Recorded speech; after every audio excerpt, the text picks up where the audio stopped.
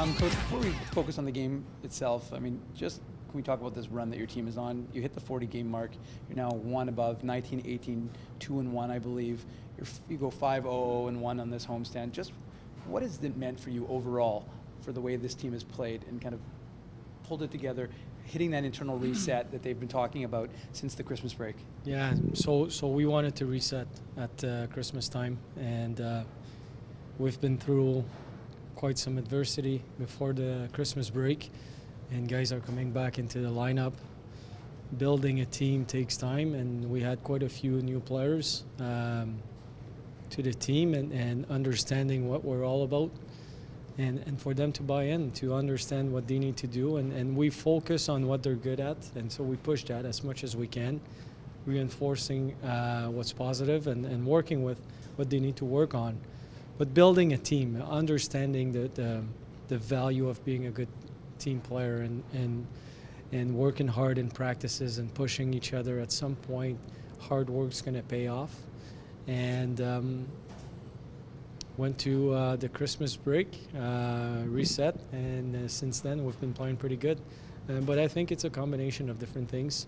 I think we move better as a team because we understand more what we need to do, and again, that takes time, and there's a lot of pride in that room. We didn't like looking at the standing, and that's the only way to respond, win some games, and then to play the right way. You know, you go into this game and you know that San Antonio is going to push back, and of course sometimes they talk about how when it's a long homestand, sometimes that gets a little bit too much for a team, especially as they start to think about going out on the road. But your team really seemed to respond. Again, San Antonio pushed back a little bit in that first, but it almost seemed a little bit like a carbon copy of yesterday's game. Did you see that? Yeah. I think what we're doing really well right now, and we want to keep it that way, is we're staying in the moment.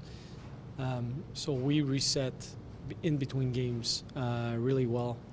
So we don't, we're going to face some adversity. We do every game.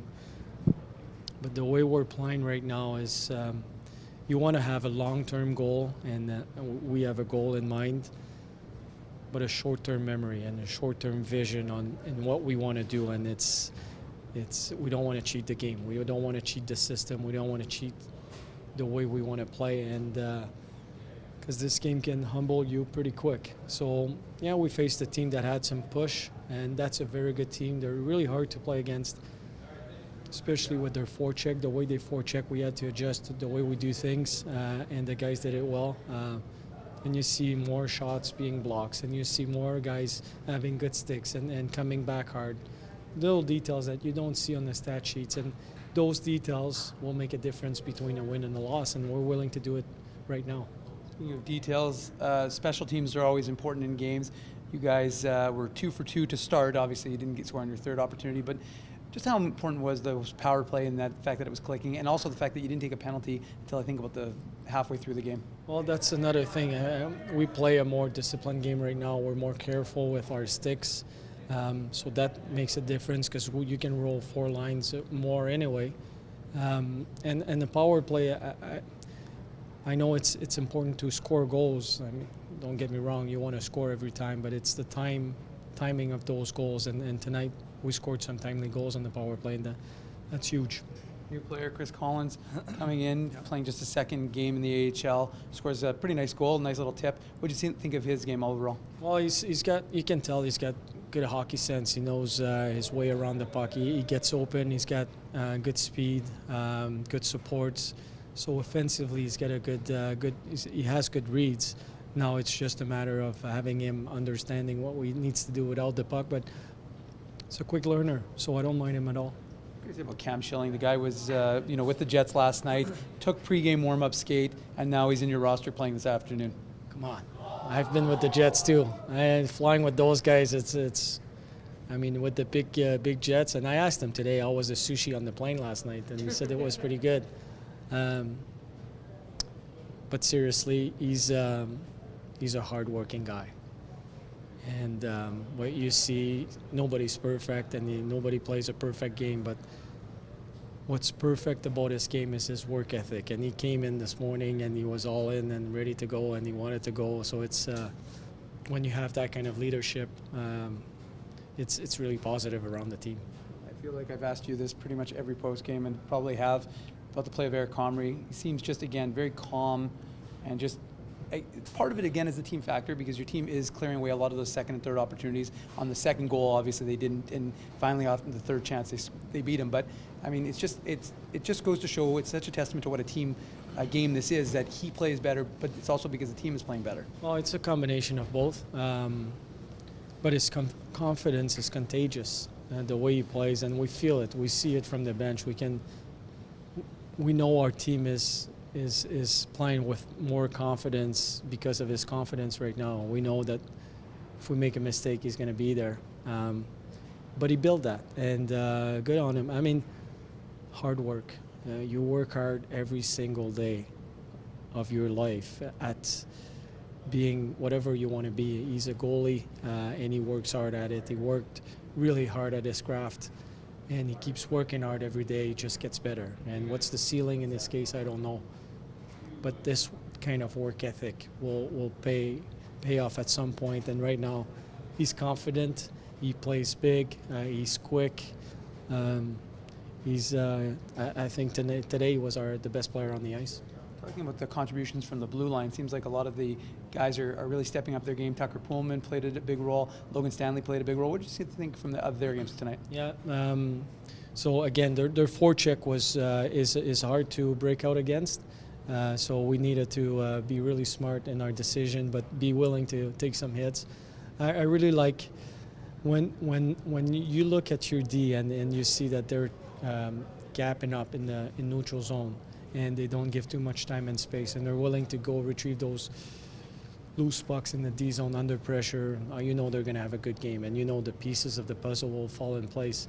So, and that's what they did tonight. They were really good at taking any time and space away, or as much as we could in neutral zone, and coming back hard to the loose puck. So, I mean, it starts with, and that's our team. When we come back hard to our D zone, when we break out quick, we're creating some offense, and having those guys in the lineup, and Tucker being back in the lineup, Schilling with us in the lineup, and Stanley taking bigger minutes and being a positive player makes a huge difference.